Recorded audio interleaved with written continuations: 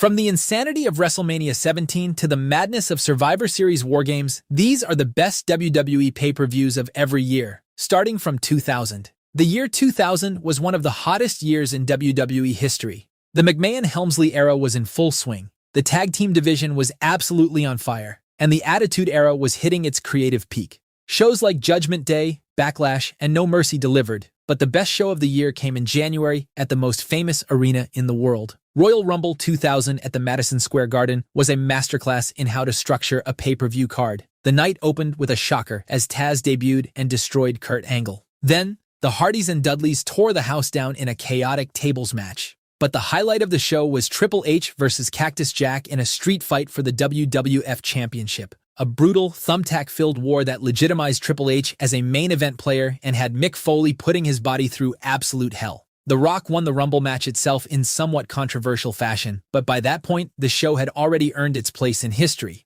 But while Rumble 2000 was solid, 2001 gave us the greatest wrestling pay-per-view of all time. WrestleMania 17 in 2001 marked the absolute peak of the Attitude Era. The TLC match between the Hardys, Dudleys, and Edge and Christian became the blueprint for an entire generation. Angle and Benoit had a technical clinic. Shane and Vince brawled all over the arena. Undertaker and Triple H went to war. And then Austin and Rock closed it out in a match for the ages, ending with the most shocking heel turn in WrestleMania history. But after the insanity of 2001, 2002 was a mixed bag of hits and misses. The invasion flopped, the brand split was still in its early stages, and WrestleMania 18 coasted on nostalgia with Hogan versus The Rock. But then, SummerSlam happened, and it reminded everyone what a truly stacked wrestling card looks like. Kurt Angle and Rey Mysterio opened the show in one of the greatest openers of all time. RVD and Benoit had a 16-minute IC title classic. Shawn Michaels returned from 4 years of retirement to have an unsanctioned street fight with Triple H, and he looked like he'd never left. HBK flew off a ladder, crashed through a table, and reminded everyone why he's considered the greatest in-ring performer ever. Brock Lesnar then closed the show by destroying The Rock with an F5 to win the WWE Undisputed Championship at just 25 years old. 2 world-class matches, a legendary opener, and some of the best undercard wrestling on the same night cemented this show as the greatest SummerSlam ever. 2003 had quality scattered throughout, but the year peaked early with WrestleMania 19 in Seattle. Michaels vs. Jericho was a masterpiece. Rock and Austin had their final Mania encounter, and the main event saw Brock Lesnar win the WWE Championship over Kurt Angle in a match remembered partly for Lesnar nearly ending his career on a botched shooting star press. One of the most underrated WrestleManias ever, with multiple hits throughout the show.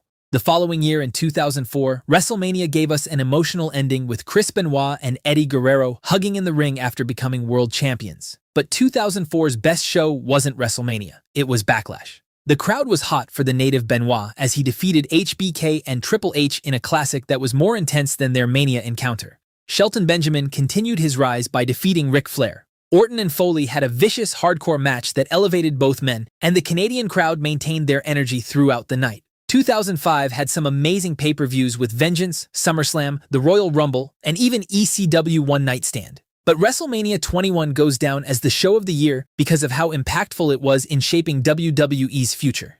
The show launched Batista and Cena as the 2 next megastars on the same night, while also featuring one of the finest pure wrestling matches in Mania history with Angle vs. Michaels. We also got the first ever Money in the Bank ladder match, along with solid undercard matches like Eddie vs. Mysterio and Taker vs. Orton. A loaded show on a loaded year.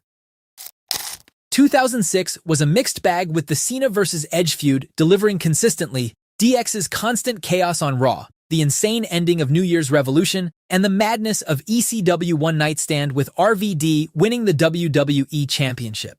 But the single best show of 2006 came in September. Unforgiven, held in Edge's hometown, was the night WWE decided to stack every major feud onto one card. DX versus the McMahons and Big Show inside Hell in a Cell was a war. Trish Stratus retired in her hometown with a women's championship win. Randy Orton hit the first ever mid-air RKO on Carlito. And then, the main event. Edge had chosen a TLC match, his specialty, in his own backyard, against a Cena who had never competed in one. It looked unwinnable for Cena, but Super Cena defied the odds and walked out of Toronto with the WWE Championship. 2007 was a dark year for wrestling behind the scenes, but the action on screen stayed solid. The year started hot with the Royal Rumble, And then WrestleMania 23 delivered a strong Cena versus Michaels main event. Batista versus Taker was fire. And the undercard delivered the chaos of Money in the Bank and Vince getting shaved bald. But the year's best single show was Backlash with only 6 matches, every one of them a title match. And the show didn't waste a single second. The Hardys opened by retaining the tag titles. Benoit and MVP had a solid US Championship bout. Undertaker and Batista had a last-man-standing war that ended in a dramatic double countout. And then the main event delivered one of the best fatal four-way matches in WWE history as Cena, Michaels, Edge, and Orton, all 4 near their prime, spent almost half an hour building to a finish where Michaels' own sweet chin music accidentally put Cena on top of Orton for the pin. 2008 was the last great year of the Ruthless Aggression era, and WrestleMania 24 delivered a show that reminded everyone of the magic of that era. CM Punk won the Money in the Bank ladder match. Floyd Mayweather knocked out Big Show. The triple threat for the WWE Championship was entertaining. And then the show delivered back-to-back classics to close. Shawn Michaels ended Ric Flair's career in an emotional masterpiece. The Undertaker and Edge closed the show in a match full of twists and turns that saw the Deadman win the World Heavyweight Championship and extend his streak to 16 wins. 2009 was a creative down year in a lot of ways. The PG era was fully settled in, and the roster was thinner than it had been in years. But No Way Out in February shocked everyone and squeezed exceptional value out of a bare-bones 5-match card. The 2 Elimination Chamber matches carried the entire show, and the story surrounding them changed the road to WrestleMania. The SmackDown Chamber had Jeff Hardy eliminating Edge early, before Triple H and Undertaker closed it out in a brutal final stretch with Triple H winning his 13th world title. Then Edge, stripped of the gold just an hour earlier, used Vicky Guerrero's authority to insert himself into the Raw chamber as a replacement and walked out World Heavyweight Champion the same night he lost the other title. The Shawn Michaels vs. JBL match, where HBK's financial freedom was on the line, was an underrated gem that got lost in the shuffle. It was a brilliant show in a forgettable year. The following year of 2010 had a strong start, but a weak finish. The year was defined by one storyline above everything else: Shawn Michaels and his obsession with ending The Undertaker's WrestleMania streak.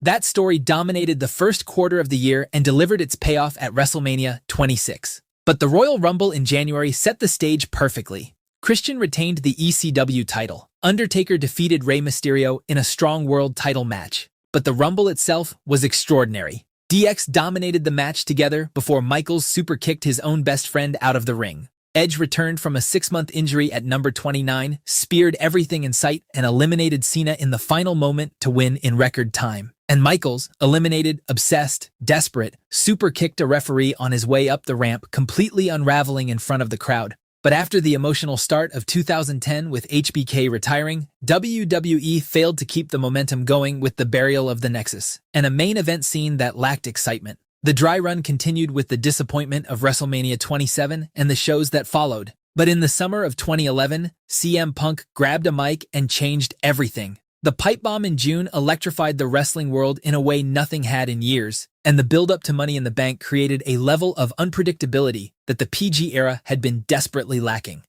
The show itself was held on July 17th in CM Punk's hometown and was the best pay-per-view of 2011. The undercard delivered throughout. Daniel Bryan won the SmackDown Money in the Bank ladder match. Alberto Del Rio won the Raw version. The atmosphere kept building, match by match, until the main event arrived and the Allstate Arena became the loudest building in professional wrestling.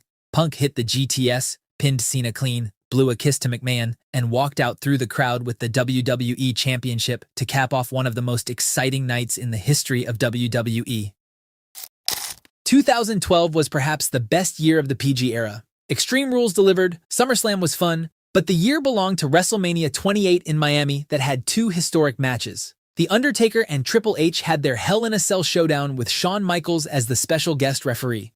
The 3 men walked off that stage together in one of WrestleMania's most iconic images.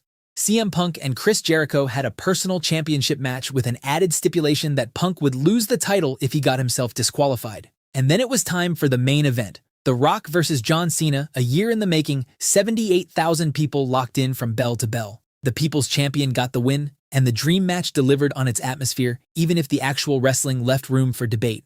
The following year's WrestleMania couldn't match the same energy, as the best pay-per-view of 2013 was SummerSlam. The show had 2 matches that could compete for Best WWE Match of the Year sitting on the same card.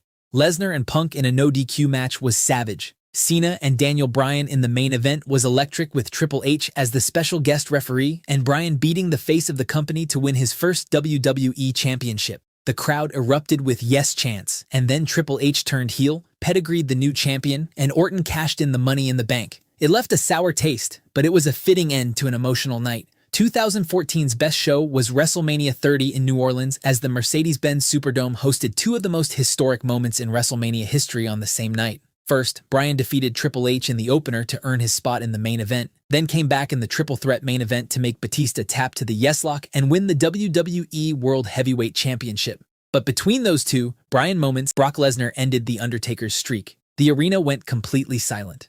In 30 years of WrestleMania, nothing had produced that level of collective shock. Mania would continue its momentum and give us the best pay-per-view the following year as well, with WrestleMania 31 in 2015. Daniel Bryan won the Intercontinental Championship in a crazy ladder match. Sting made his long-awaited WWE debut against Triple H. Undertaker returned to destroy Bray Wyatt. John Cena beat Rusev to win the US title.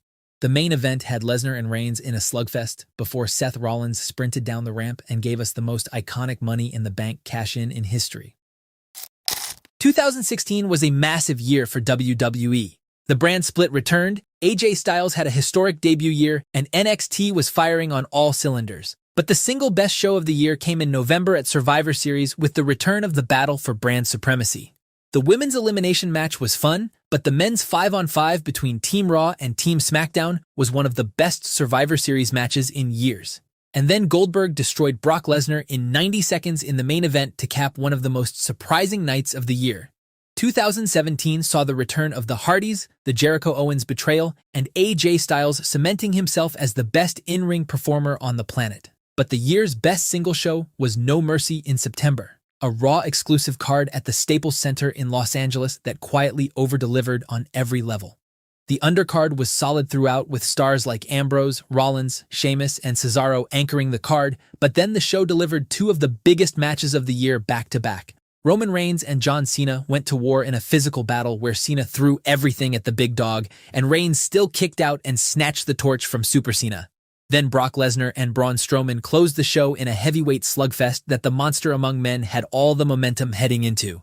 Strowman absorbed suplexes, hit running power slams, and had the crowd completely behind him, before Lesnar hit one final F5 to retain. 2018 was a mixed bag, with the debut of Ronda Rousey, the beauty of NXT, and the disappointment of WrestleMania 34. But the show of the year came early at the Royal Rumble in January. Styles fought off Kevin Owens and Sami Zayn in a 2-on-1 handicap match to retain the WWE Championship. The men's Royal Rumble itself was iconic, with Nakamura winning the whole thing. And then the women made history with the first ever women's Royal Rumble match that saw Asuka win. But before she could even announce her WrestleMania decision, Ronda Rousey appeared, pointed at the WrestleMania sign, and had the internet going crazy. An exciting show that set the stage for the rest of the year. But WWE unfortunately failed to capitalize on the momentum.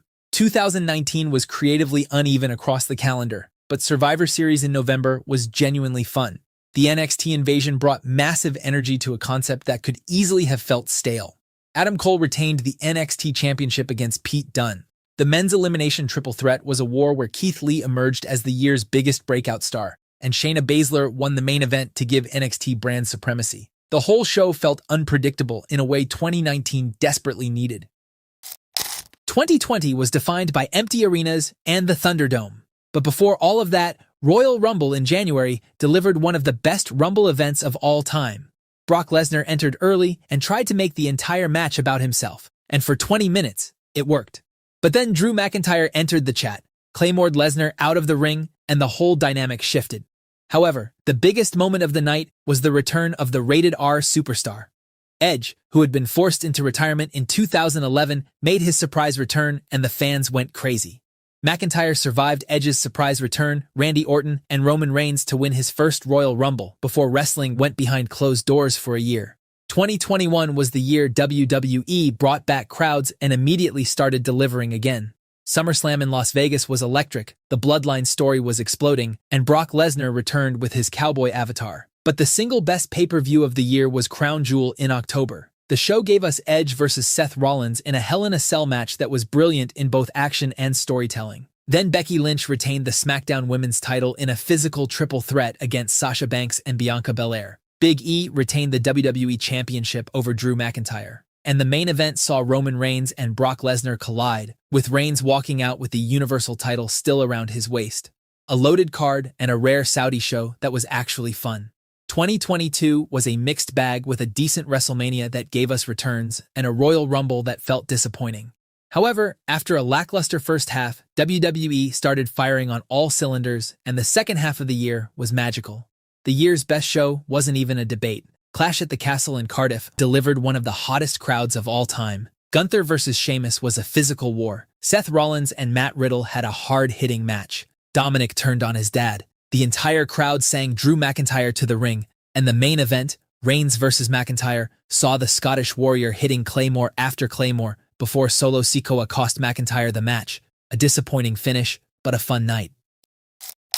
2023 saw a strong pay-per-view calendar across the board, but Survivor Series War Games in Chicago was the clear peak. 2 War Games matches on the card, and both delivered. The women's match was a chaotic, brutal war.